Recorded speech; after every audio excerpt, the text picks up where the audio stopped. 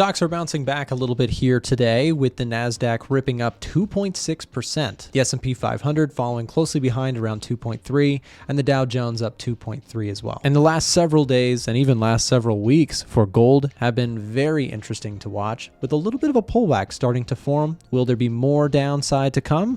Let's talk about it.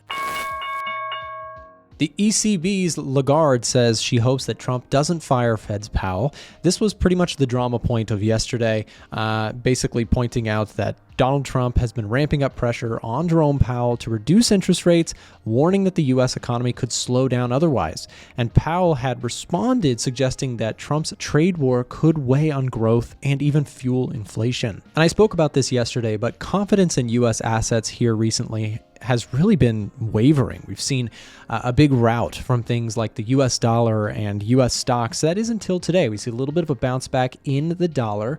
We see at the same time US stocks up on the day.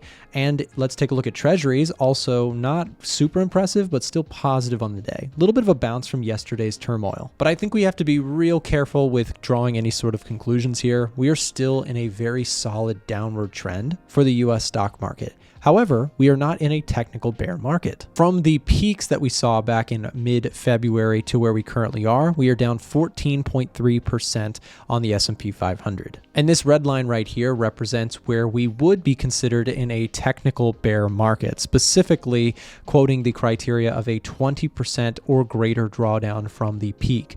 So we are technically still in a bull market. Although we briefly dipped below that line, you can actually see it acted as a really major level of support. So when looking at the S&P 500, we can all understand probably why that level has so much psychological meaning. If you do go back and actually fail at those levels, then we are definitely in what is considered more traditionally a bear market. However, just because we are not in a technical bear market does not make this a bullish market either. We do still see sellers in full control of this market, and I think buyers really have to prove themselves. And what I mean by that is we've been talking about on the channel, but I really think we need to see a break of this 5,500 level on the SPX before we can confidently say, okay, bulls are back in control. The same story is apparent for the NASDAQ. You can see this downward trend line has really been holding back bulls. And let's see if we can actually get some sort of a breakout here, because again, we're seeing this kangaroo style market. What I mean by that is you're getting big up days and then big down days, big up days. There's so much volatility in this market. And that's, of course, thanks to the VIX. The VIX traded as high as almost 60 here, and now trading back in the 30s. That being said, however, 30 is still high. Take a look at the VIX in the last few years, and you can see that the volatility index has hovered more in the high teens to low 20s for the majority of the last few years, barring the carry trade fear that we saw back in August of last year, and then, of course, the tariff trauma that we've had in the last few months. So yes, we're seeing a really sharp move higher here on indices, but my question is, can we get some confident follow-through for the first time in a while? And I don't know about you guys, but I'll probably never forget the 90-day pause day that the Trump administration put into place. However, some recent drama between Trump and Powell has really caused the market to be wobbly since then. And let's talk about this concept of this whole accusation of being too late, according to Donald Trump, right? We see this kind of being the big stance, which was very big drama considering Donald Trump called Jerome Powell a loser, which is, just straight up disrespectful. But that being said, let's talk about this concept of whether or not Jerome Powell has been too late to making decisions. We know that the Fed has what is considered a dual mandate. They focus heavily on inflation, and they also focus on labor statistics. Inflation, while coming down, is still not quite at that 2% target inflation rate. And the issue is that while inflation can get down, we're taking a look now at the UK, for example, it can get down there. The question is, can it stay down there? We saw the UK back in October dip below 2% just to bounce back up pretty sharply up to 3%. So when we're looking at US inflation,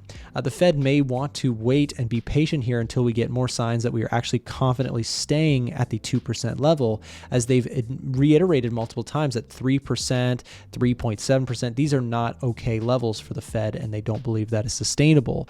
So they're looking for inflation to get down, and there still is some progress to go. However, it is fair to also point out that unemployment rate is rising, but also well under historical averages, around 5.7%. So labor data is still holding up decently well, but inflation still needs work. So is it fair to call Jerome Powell too late? Well, I will say this. I certainly don't wish I had Powell's job. He's got a really difficult job, and politicians on both sides are always yelling at him to do certain things. But I do actually think that the Fed should remain bipartisan. This is, of course, my personal opinion.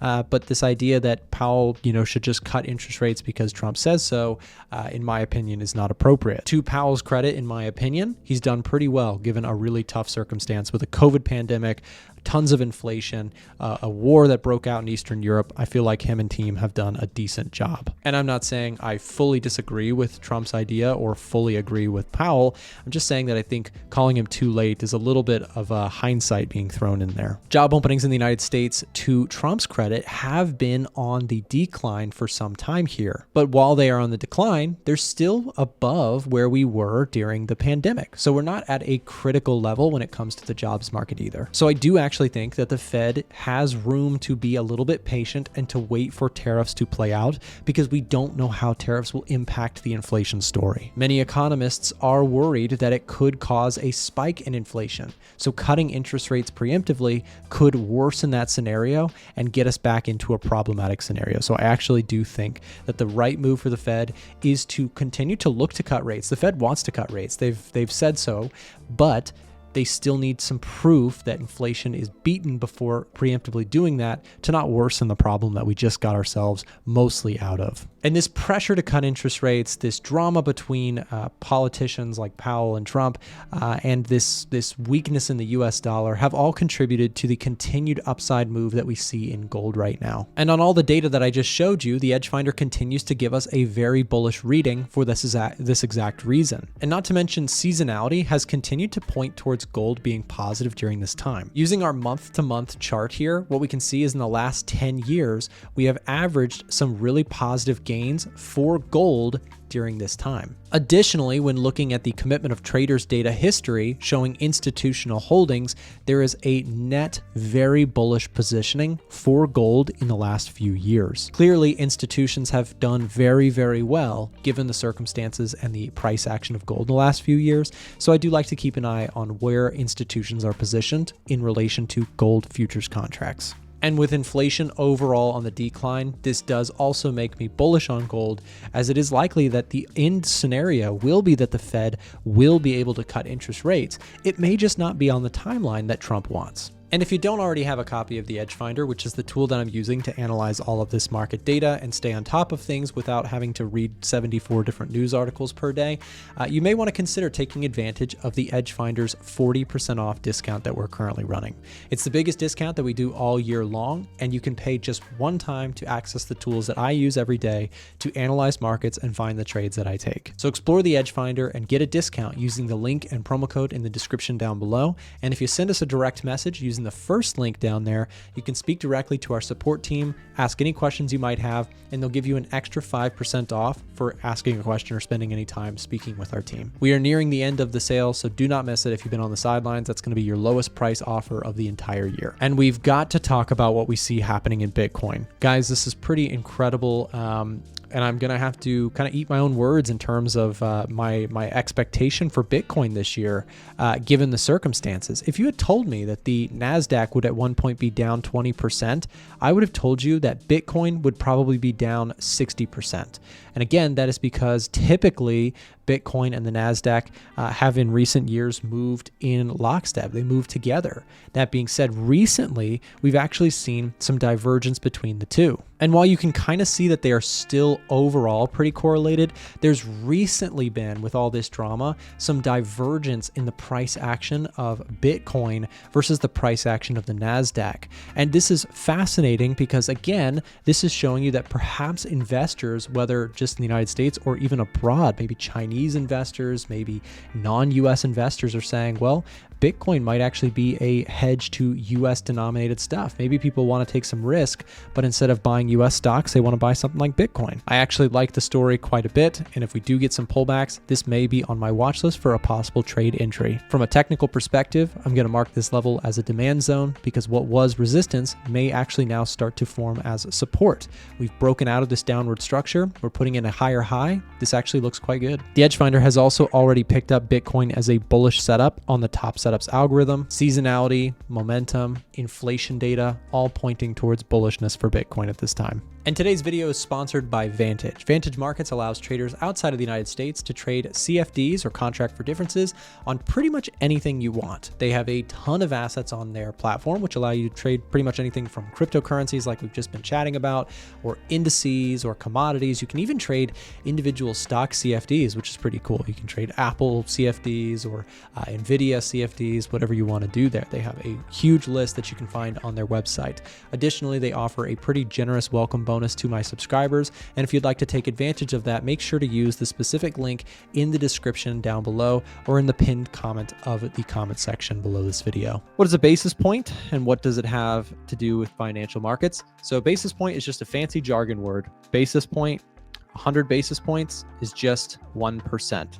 So if you hear the Fed is raising interest rates by 100 basis points, just means they're raising the interest rate by 1%. Just a way of denoting units. Dan says they've been trading for less than 1 year. How to find good trading setups every day. Simply put, if you're a swing trader especially, you just don't. There are many days where I don't have great trading setups and I just have to wait for them. So for example, we just got done talking about this Bitcoin idea. Like, I like this trade quite a bit.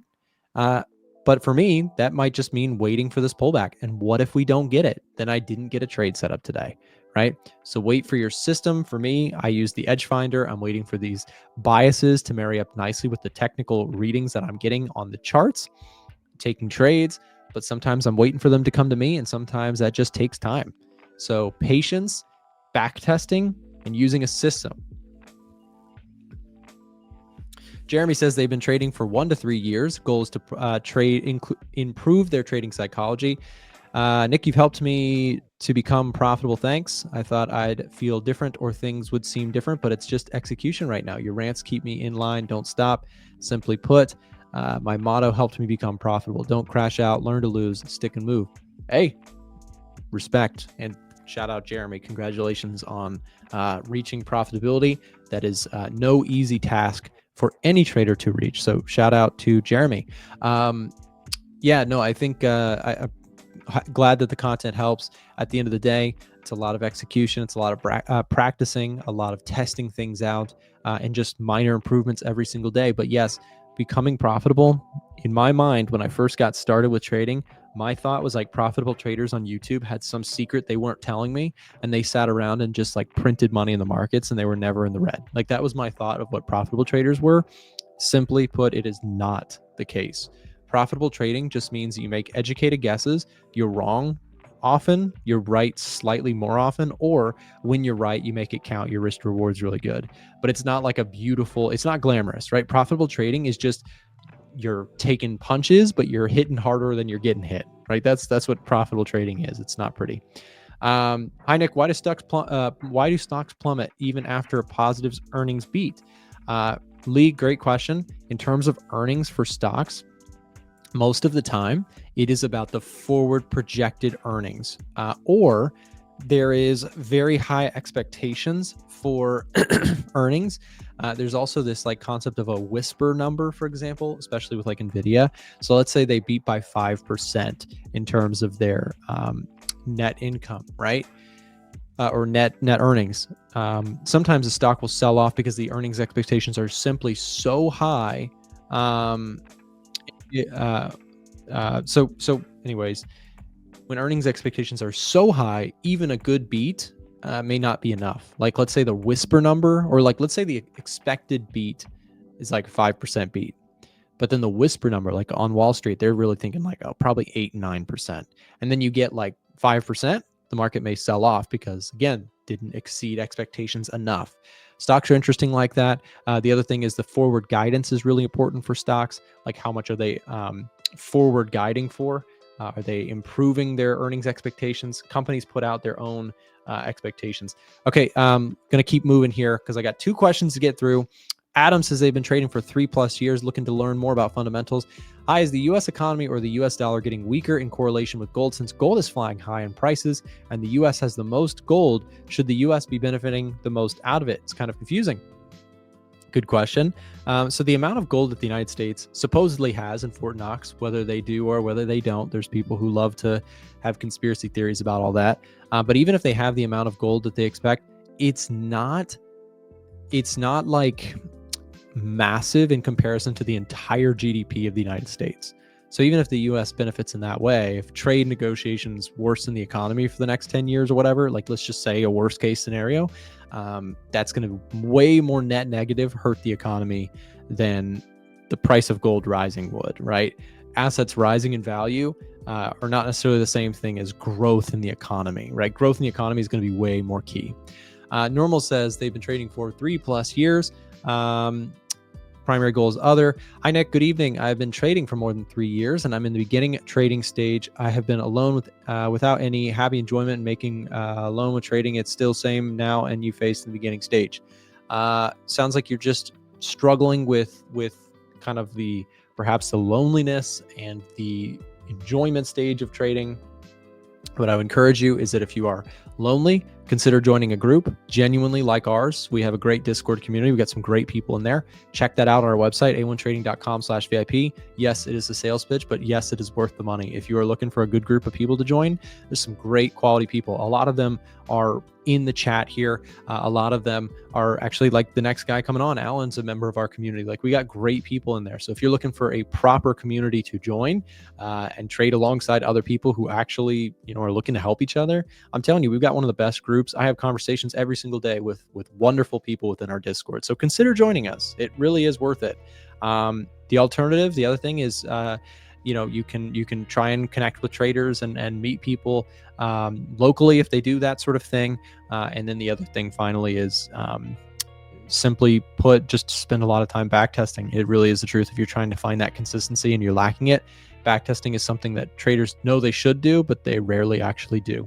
Many traders don't know this, but a lot of trading profitability is dependent on you using the correct brokerage when you're trading. Remember that your trading costs are an input to your trading results. So what I mean by that is trading costs such as commissions and spreads and swaps and overnight holding things, all of that plays into your final results as a trader. And another huge thing that I cannot emphasize enough is you making a deposit into a brokerage account can earn you some significant trading perks if you use the right offer links. In the description down below, we have put together a collection of some of our partnered brokers that offer welcome bonuses when you make a deposit, free stock shares when you sign up, and access to some of our products for free. On our website, a1trading.com/brokers, that's a1trading.com/brokers, you'll see a list of free offers that you as a client to these brokers can get upon sign up and deposit. Do not make the rookie mistake of just signing up for any brokerage and not using a specific offer link. If you use our referral links, you'll get something out of it, and you'll also be supporting our work here on this YouTube channel. Thank you for watching. We'll see you next time.